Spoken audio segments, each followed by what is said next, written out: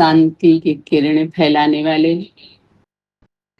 आप सभी शांत स्वरूप आत्माओं को दिल्ली त्रिमूर्ति हाउस केंद्र स्थान से आज बाप दादा के द्वारा मिले हुए महामंत्र से अनेक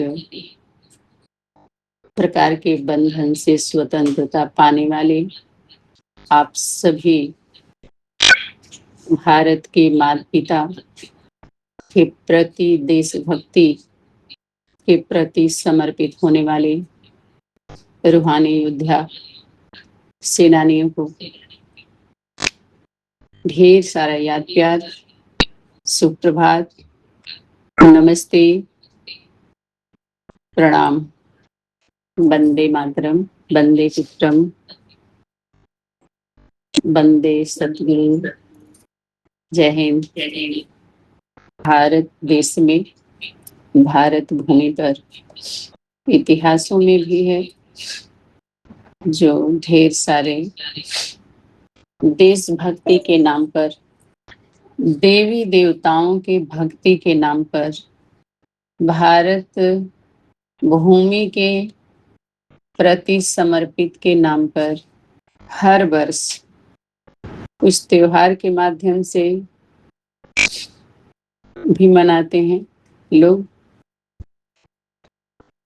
उसके प्रति कुछ आध्यात्मिक रहस्य होता है और हमारे शास्त्र वेदों के द्वारा भी कुछ स्मृति दिलाई जाती है, कुछ बताया जाता है, कुछ हमारे शास्त्र वेद के साथ साथ हमारे संविधान, राज्य सत्ता में भी, उसमें भी कुछ यादगारें हैं, स्मृति के लिए उसमें रखते हैं और अपना श्रद्धा विश्वास प्रकट करते हैं उनके प्रति। जो लोग देश के प्रति, देश के रक्षा सुरक्षा के प्रति और भारतीय जो हमारी संस्कृति सभ्यता को बचाने के लिए ही उनका जीवन था। वो जैसे लगता है कि उनका जन्म और जीवन उसी के लिए था, जन्म ही उसी के लिए हुआ था। बाहर के जो कुछ सामाजिक परंपरा, लौकिक परंपरा में वो शामिल ही नहीं हुए, माना निभाए ही नहीं, कोई भूमिका नहीं निभाई।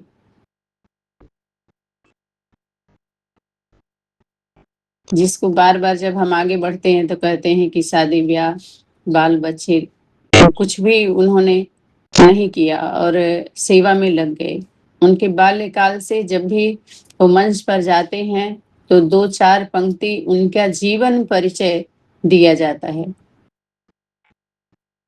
आज जब हम 15 अगस्त कल का जो दिन था और 26 जनवरी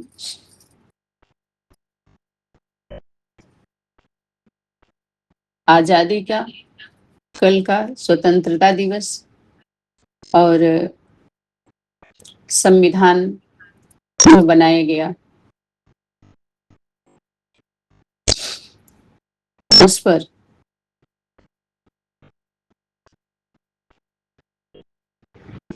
बहुत बोलते भी हैं लोग और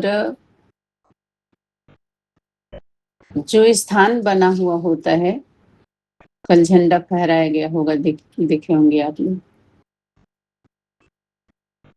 दिल्ली में।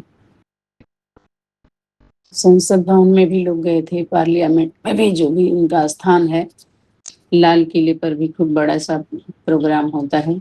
उसमें सभी राष्ट्रपति, प्रधानमंत्री और हर राज्य ग्राम के जितना लोग पहुंच सकते हैं, जिम्मेवार लोग सभी जाते हैं वहां पे झंडारोहण में।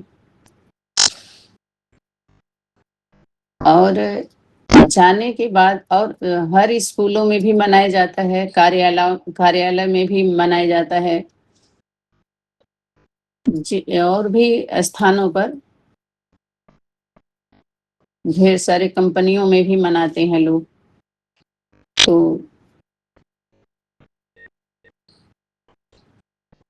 और हमारे जहाँ से हम लोगों को अव्यक्त संदेश मिला व्यक्त वतन से, वहाँ पर भी हर वर्ष मनाते हैं झंडारोहण। मनाना माना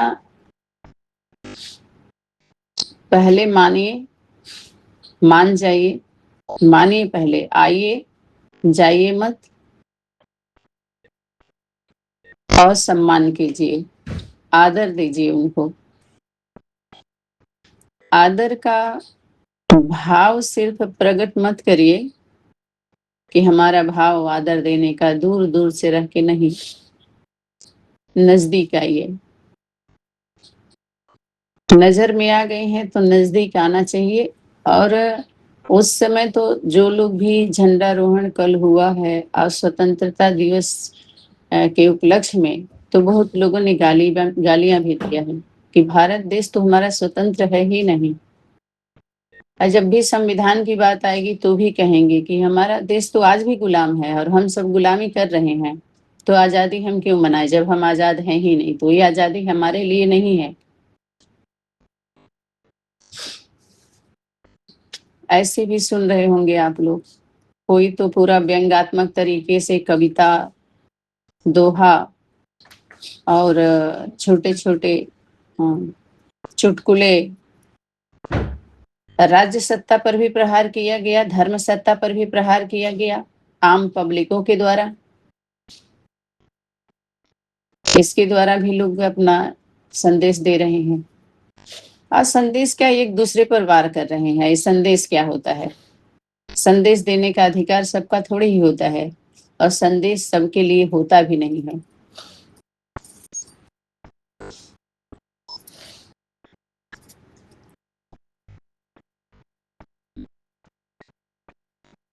तो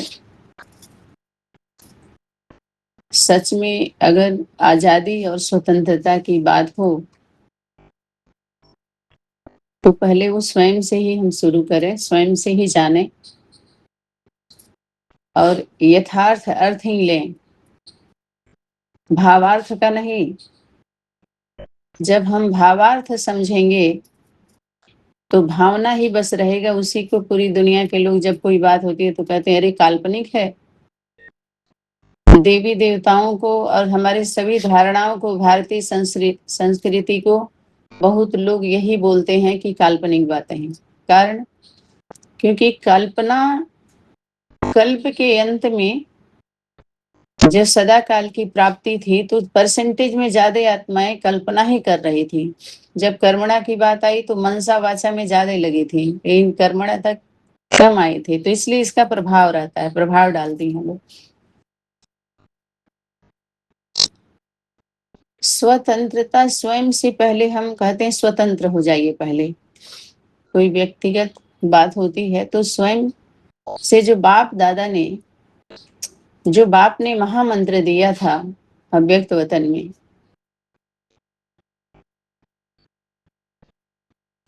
तो उस मंत्र से, मंत्र भी जानते होंगे आप सभी कैसे, सब लोग सबको मंत्र नहीं देते और सबके लिए मंत्र नहीं होता, सब देते भी नहीं है मंत्र को। और उस मंत्र से, जिसको हम तंत्र विद्या भी बोल सकते हैं,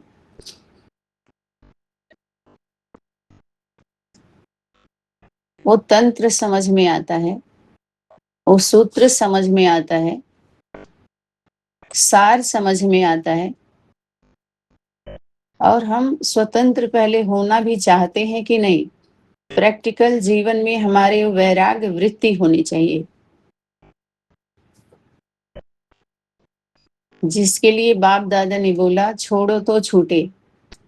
एक बात, दूसरी बात, आप मुझे मर गई दुनिया। बिना मरे कोई स्वर्ग नहीं देखता। स्वर्ग की तो बात ही दूर,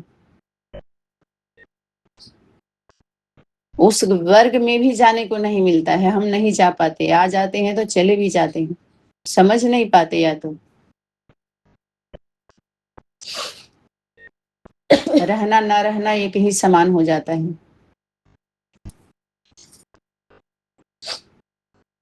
इसी स्वतंत्रता की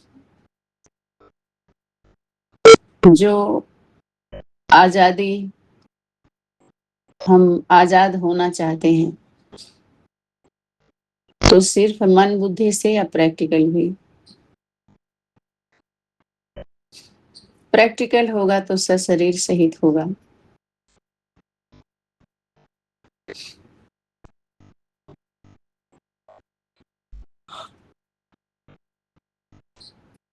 और किसके प्रति?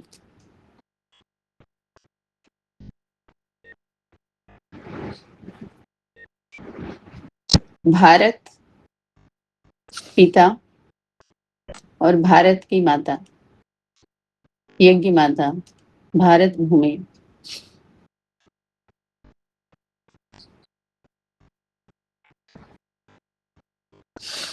उसके पूरे भारत में जो बाहरी दुनिया में देश की रक्षा सुरक्षा के लिए जब कुर्बान हुए, अपना बलिदान दिए, चढ़ गए, भेंट चढ़ गए, लड़ते लड़ते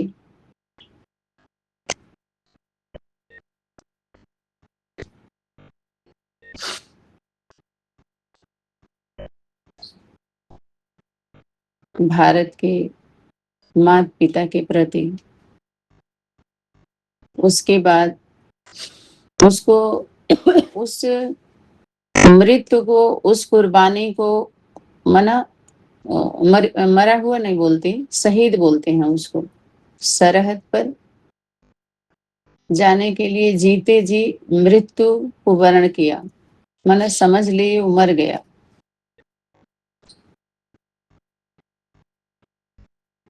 और उस मरने में बाप दादा ने भी बोला है कि प्राप्ति बहुत है। वो अमर हुए और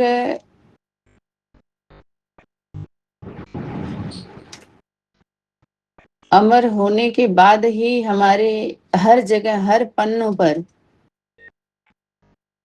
उनकी स्मृति चिन्ह है। स्मृति करने के लिए चिन्ह भी रखा जाता है। चिन्ह तो स्थूल रूप में होता है, सूक्ष्म रूप में तो लिखा ही जाता है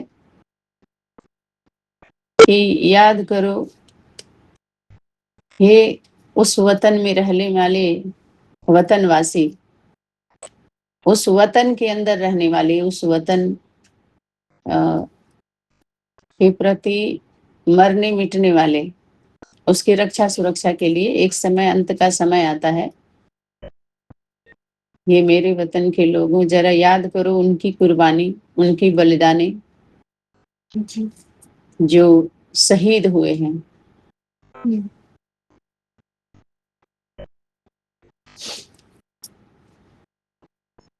दुनिया की दृष्टि में तो मरे हुए हैं, लेकिन आध्यात्मिक दृष्टि में वो अमर हैं। हाँ, अननोन वॉरियर भी है और जीवित है। उनके हर कर्म, वो सभी कर्म अमर बन गए। ऐसा नहीं कि केवल शरीर से ही, जो भी कर्म किए वो आज भी याद करने के लिए उन सभाओं में लोग मजबूर हैं। उनके प्रति वंदना करते हैं वो। भारत माता की वंदना। जन गण मन अधिनायक जय हो भारत भाग्य। भारत उस भारत का पिता का भाग्य है, वो विधाता है, वरदाता है।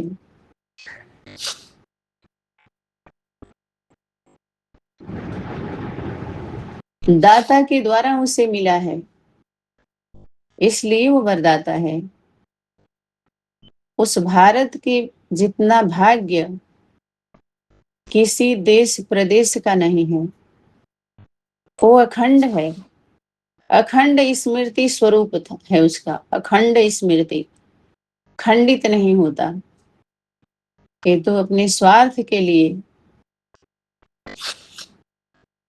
परमार्थ का नाम दे करके चीरा लगाया गया है भारत का, जो अनेक राज्य राज करने के लिए बनाया गया राजनेताओं के द्वारा। चाहे वो धर्म सत्ता के हों चाहे राज्य सत्ता में हो, हाथ तो दोनों ने मिलाया है राज करने के लिए। लेकिन वही भारत माता पिता जब अखंड होते हैं, अटूट होते हैं, तो सभी राज्य करने वाले राज्य अधिकारियों को वो बुलाते हैं। वो पराया देश है। जो भी आसुरी धारणाएं हैं, विपरीत धारणाएं हैं श्रीमत के बरखिलाफ, वो सभी विदेशी ही तो हैं। हम दूसरे देश में ही तो हैं जो उस धारणा को धारण करके जीवन जीने के लिए मजबूर है, क्योंकि धारण नहीं करेंगे तो निकाल देंगे घर परिवार से, समाज से बहिष्कृत हो जाएंगे आप, परिवार से भी निकाला जाता है आपको। अगर उससे विपरीत, उनके धारणा से विपरीत धारणा करते हैं तो आपको वहां से निकाल दिया जाता है।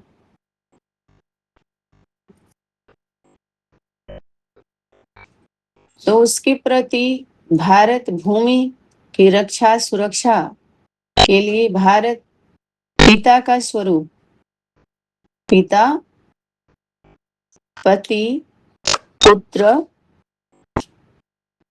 उस भूमि की रक्षा के लिए पिता के बाद पुत्र का आगमन होता है, जिसको हम बाप दादा के स्वरूप से भी थोड़ा हम समझ सकते हैं, जिसको त्रिमूर्ति, लाइट हाउस और माइट हाउस से भी हम समझ सकते हैं। तिरंगा अर्थात मन वचन कर्म में भी एक है जी।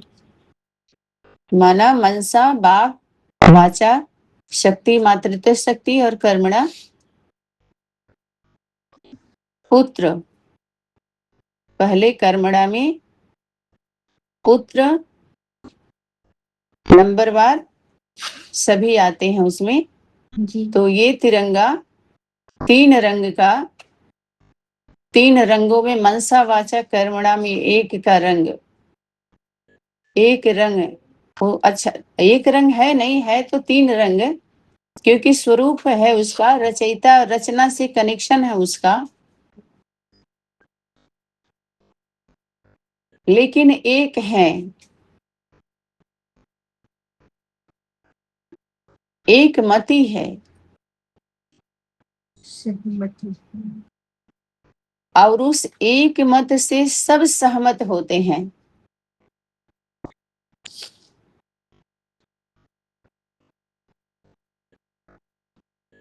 और ऐसे कहें कि सब बाद में होते हैं, पहले कुछ कुछ ही होते हैं जो सहयोगी बनते हैं, जिम्मेवार हैं वो।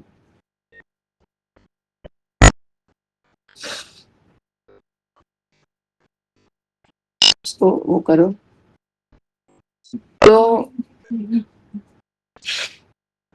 त्रिमूर्ति हाउस घर, वो तिरंगा सबसे प्यारा है, पूरे विश्व में सबसे ऊंचा है, विजयी है वो, विजय है, विजय को प्राप्त होता है। विजयी विश्व, झंडा ऊंचा रहे हमारा, ये झंडा तीन रंग का झंडा, झंडे को आप देखते होंगे जो देश के प्रति शहीद होते हैं उनका कफन जो होता है तिरंगे का होता है, साधारण नहीं होता है, उसमें लपेटे जाते हैं। और अंतिम सलामी कैसे उनको दी जाती है, उनकी विदाई, उस समय सलामी किससे दी जाती है, उनकी विदाई कैसे की जाती है, हर चीज उनका अलग होता है, उनके बोल, उनके कर्म, उनके जीवन कैसे होते हैं, से तो हद में, हद वालों को देख के हम समझ सकते हैं, बेहद वाले तो बेहद की बात ही किए करके दिखाया क्या जी। वो भारत की भूमि पर, पवित्र भूमि, बलिदानी भूमि पर बाप दादा ने भी बहुत बोला, अव्यक्त वतन में भी बोला गया और व्यक्तियों के द्वारा व्यक्त वतन में भी बोला जा रहा है। हम टैली करते हैं, टैली कर रहे हैं, देख रहे हैं बराबर बराबर करके। जब देख रहे हैं बराबरी हो नहीं रही है तो क्या करेंगे फिर?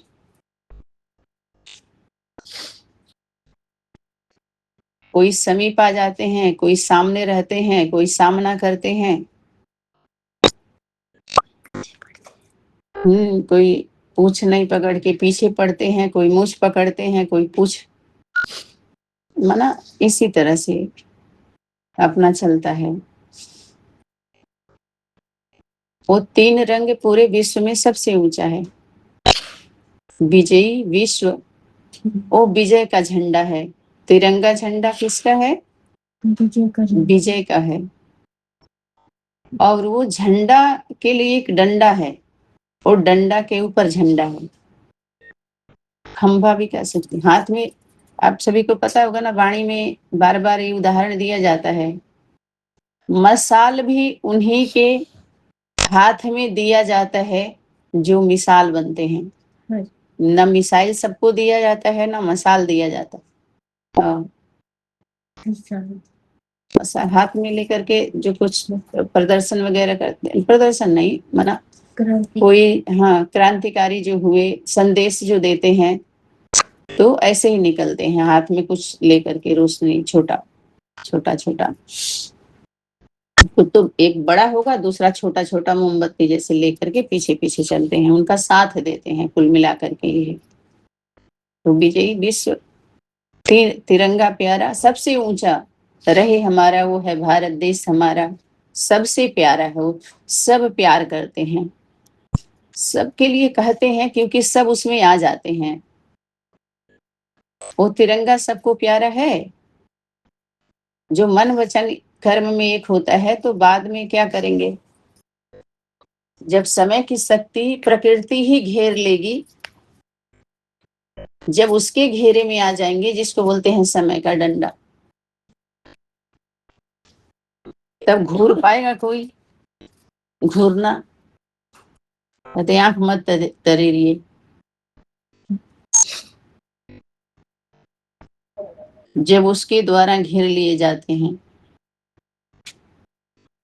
जिसको बोलते हैं कि क्या हुआ, प्राकृतिक आपदा या ऐसी बहुत सारी परिस्थितियां ऐसी आ जाती हैं, आपकी स्थिति उसी अनुसार बन जाता है, जो उस परिस्थिति से आप सामना नहीं कर सकते।